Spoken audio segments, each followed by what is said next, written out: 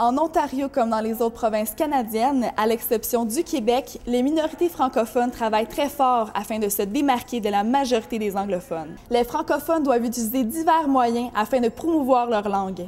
Il existe plusieurs associations pour les aider à atteindre leur but, comme celle des auteurs et auteurs de l'Ontario français. Bref, est-ce difficile d'être un auteur francophone dans un milieu anglophone?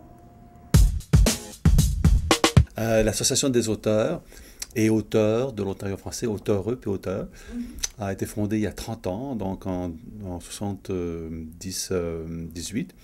Et le but, c'est de regrouper des auteurs professionnels, des écrivains, pour qu'ils puissent monter des projets en commun, se réseauter, découvrir aussi d'autres perspectives littéraires. Ça fait donc 10 ans que je suis membre de l'Association des auteurs et des auteurs de l'Ontario francophone. Est-ce que c'est eux qui sont venus vous chercher ou c'est vous qui êtes allé à eux? Je pense que c'est venu de façon assez naturelle. Quand on publie un livre, l'association est au courant. Et puis, franchement, je ne me souviens pas si on m'a invité ou si c'est mon éditeur qui m'a peut-être incité à faire partie de l'association. Mais je pense que c'est un geste naturel. Un auteur a besoin d'appui extraordinaire pour faire son travail, puis pour le diffuser, son travail, et pour être appuyé à tout moment dans le processus dans le processus d'un livre, finalement, et dans le processus d'une carrière. Généralement, tous les auteurs, comme tous les artistes, sont accessibles.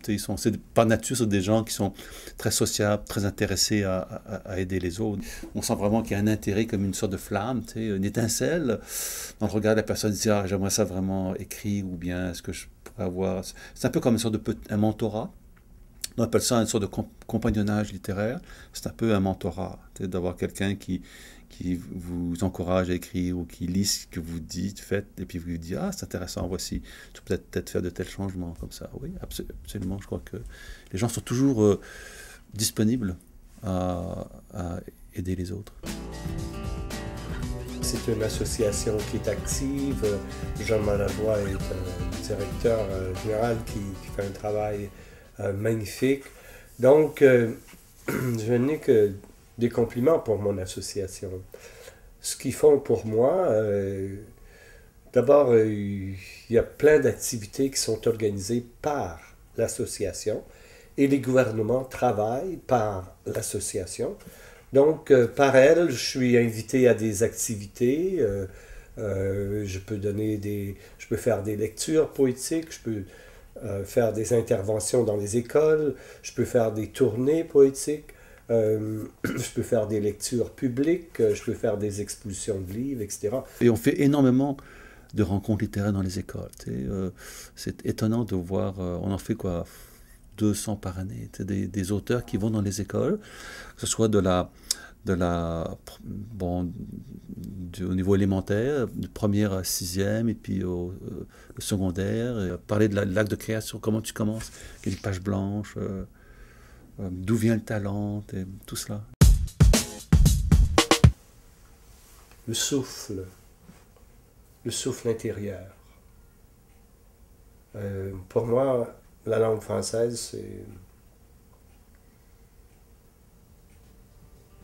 c'est mon sang, c'est mon âme, c'est toute mon identité. Il y a 400 écoles de langue française en Ontario. Donc, à peu près le portrait, tu as 400 écoles de langue française en Ontario, tu en as 85 qui sont secondaires. J'ai vécu dans un milieu très, très francophone. Donc, le français, pour moi, c'est naturel, comme un poisson dans l'eau. Il y a des gens qui sont moins favorisés que moi, qui vivent dans des familles exogames, un francophone et un anglophone. Le père est français ou la mère est anglaise, qu'importe. L'environnement est plus anglophone. Il y a des gens qui vivent dans des régions éloignées, où tu as peu d'accès pour la langue, la culture française. Donc je dirais que la langue française est un élément essentiel de rassemblement pour nous, franco-ontariens, et pour toute, je dirais, la francophonie qui vit au milieu minoritaire au Canada. J'écris pas en anglais, pas pour tout de suite. J'ai tellement de choses à écrire en français que je prends même pas le temps d'essayer de traduire en anglais. Alors, qu'est-ce que ça me fait de savoir que mes livres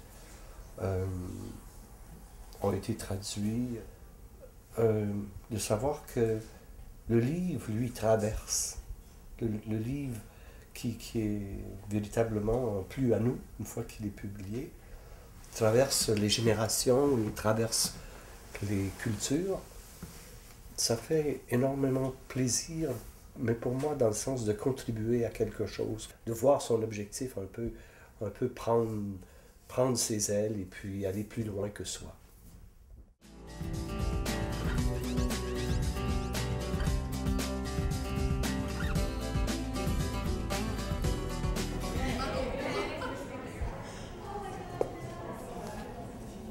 Hey, Christine! Hey!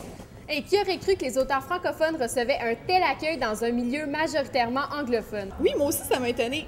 Justement, j'y réfléchis, puis... Hey, Christine, où est-ce que tu t'en vas avec toutes ces valises? Mais c'est justement ça que je voulais dire. C'est décidé, je quitte le Québec et je pars pour écrire à l'étranger. Avec l'aide de l'Association des auteurs et auteurs de l'Ontario français, je suis sûre de percer. Non. Tu peux pas nous faire ça, Christine. Premièrement, on a besoin de toi pour le tournage, puis deuxièmement, tu nous manquerais ben trop. Ah, c'est gentil, mais c'est vrai que moi aussi, vous allez me manquer.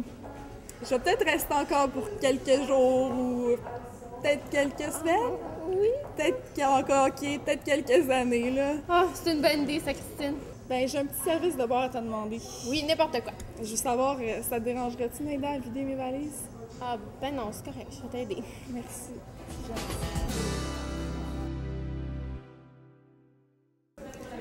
Maintenant, nous allons découvrir la ville d'Ottawa plus en profondeur avec Myriam Dion qui nous parle de l'art public.